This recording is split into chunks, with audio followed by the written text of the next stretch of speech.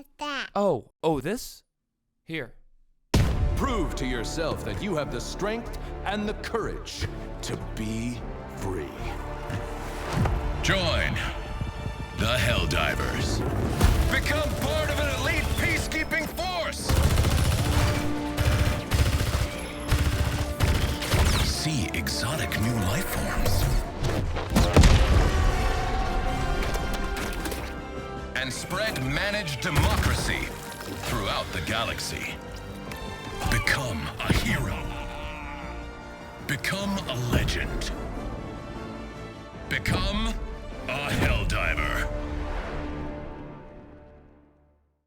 I don't normally play the intro cinematic, but it perfectly sets the mood of Helldivers 2 and the kind of democracy you fight for in the game. In this new series called What's That? I play games. That's it. Well, actually, I try new games, old games, AAA titles, indies, whatever my heart desires. And then I explain my experiences and see if you should give it a try. So for my first episode, I chose the game I have been absolutely addicted to since its release on February 8th. Helldivers 2. It builds off the first game, which was a great experience on its own. The biggest difference, the top-down gameplay was traded in for an over-the-shoulder third-person view. Some people may be turned off by the perspective change, but does it make the gameplay less fun? Absolutely not! It made the epic swarms of insects feel larger, scarier, and more overwhelming. You take to the battlefield as a Helldiver, an elite paratrooper squad that launches to the planets via a pod launcher. Where's the pod launcher, you ask? In space! That's right, you have your very own spaceship with its own customizable name and upgrades. Everything about this game is designed to pull you into its overly exaggerated but immersive worlds. Even the background on the spaceship felt alive. If I didn't know, I would have guessed that this was a Starship Troopers game. It captures the B-movie fun and over-the-top action that movie created in 1997.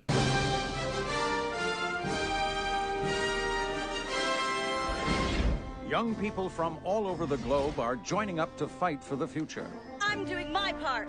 I'm doing my part. I'm doing my part. I'm doing my part too. They're doing their part. Are you? Join the mobile infantry and save the world. The gameplay is simple. Drop into a bug-infested planet with 3 other friends or strangers and destroy everything. Between the pure chaos of the firefights, you'll have main objectives and side missions to complete before your time runs out. The only way to survive is by working together as a team. This cooperation is a must and will decide if you make it off the planet alive or in a casket. The insects are no joke either. Any bug has the ability to spray a pheromone and call for reinforcements. Bug holes can spawn anywhere, and from these deep, dark depths of the earth, bugs attack and pour over your team. How do the Helldivers combat the almost endless swarm of large insects? Stratagems. Special abilities assigned to your soldier in the loadout screen. With well over 40 of these stratagems to choose from, you have flexibility and unique playstyles that can shift from mission to mission. Defending a plot of land from a swarm of bugs? Drop an automated turret that assists in thinning out the waves. Taking out an infested hive? Drop a 500-kilogram bomb and erase any sign of life for years to come. Stratagems are where this game truly shines. There's nothing like seeing your buddies being overrun, so you decide to call a bombing run that kills all 50 bugs around them along with your friends by accident. Whoops. Oh, did I forget that there's friendly fire in this game? The explosions are massive and unforgiving. Throw a bomb too close to your teammate? Plan on apologizing to their friends and families at their funeral. Good news though, you can just call down another Helldiver and continue to unleash unforgiving freedom. And now it's your turn. You died. This game says, so what?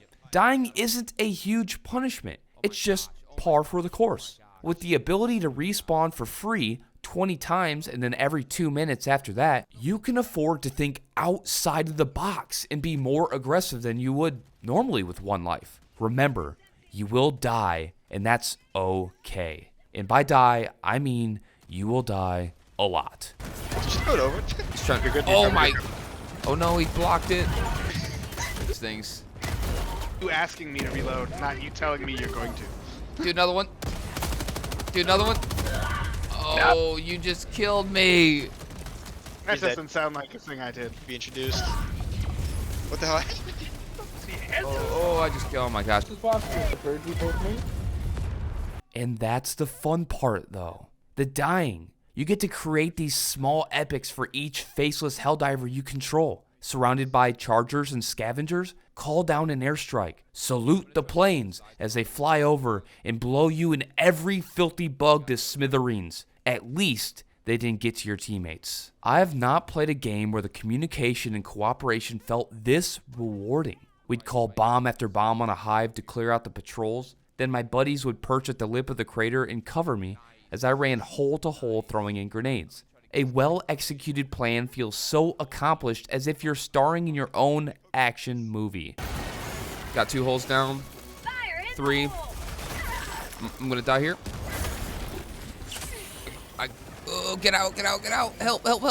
The gameplay loop, although repetitive, is highly replayable. You complete missions to get money and war bonds. You then use the money and war bonds to unlock new weapons, armor, stratagems. You become stronger, you go up in difficulty, which allows you to unlock more in-game currency faster. The game does have buyable currency, but that's not its focus. So much so, you can unlock buyable currency using war bonds. I don't have to spend more money unless I want to. In this day and age, surrounded by packs and loot boxes, this is a very welcome feature.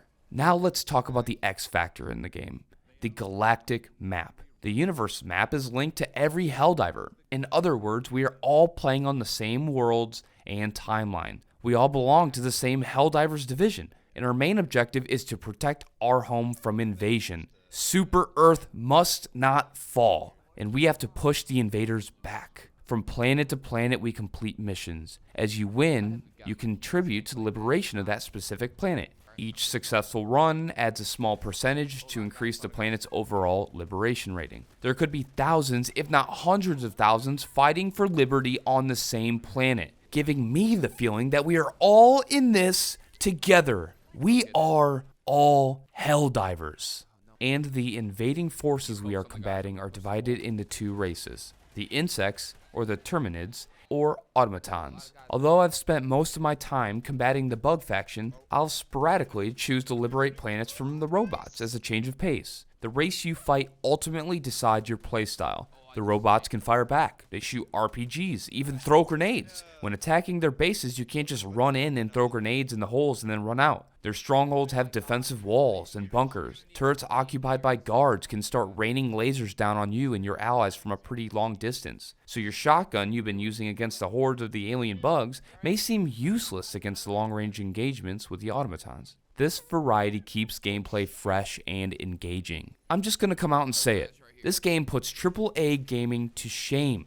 For a more than fair price of around $40, this game is everything I've wanted in a pure co-op and PvE experience. When most games these days are pushing $70, these kinds of instances are a breath of fresh air. Helldivers 2 and another big indie game, which I won't name due to it possibly appearing on a future episode, could be the sign that AAA gaming is a dying breed. In a marketplace where I feel every game is squeezing me dry with pay-to-win features or cosmetics shoved in my face, I needed Helldivers 2. With all of this praise, there are still some warts with this game. It's online only, which means it has to be connected to the internet. I've never been a fan of this feature, because if the servers go down, which they have, and I haven't been able to play for the past few days, which is driving me crazy, the game becomes useless. The game blew up, and the servers became unstable. There was multiple days I was unable to even play due to the game not being able to connect. Online matchmaking works maybe 2 out of 10 times. The first few minutes of my gaming session when I do get in has turned into clicking the matchmaking button and then having it fail, and then having to click it again, just to have it fail, and I have to repeat it until eventually I can board somebody's ship. Once I'm on somebody's ship, the issue seems to go away. Rewards not being distributed after completing a mission, and hard crashes have impacted my experience. That's not even referencing the fact that it downloads a kernel-based anti-cheat that is highly invasive to your personal PC. Although the launch was not perfect, or still isn't perfect I guess, these problems have not crippled my enjoyment. I'm praying that within the week or so, the servers are fixed and I'm back on the game, giving indiscriminate democracy and freedom to any bug or robot that challenges me. I will say that the game isn't complete. there are more features that are going to be added later on. And as this content comes out and it's patched over and over again, it's going to get better and better. So as the dad you never wanted, but now have, I'm going to give you some fatherly advice and say buy Helldivers 2, not now, but in a few weeks. When we support games like this and boycott the Maddens and the CODs of the world, the industry will have to change or go bankrupt. I appreciate the support and I look forward to hearing what you guys have to say. If you like the content and want more, please hit the subscribe and like the video. Oh, and if you have any ideas or games you would like me to try, leave it in the comments below. I'm always looking for new games. I'm Dad, not Daddy, and stay safe out there.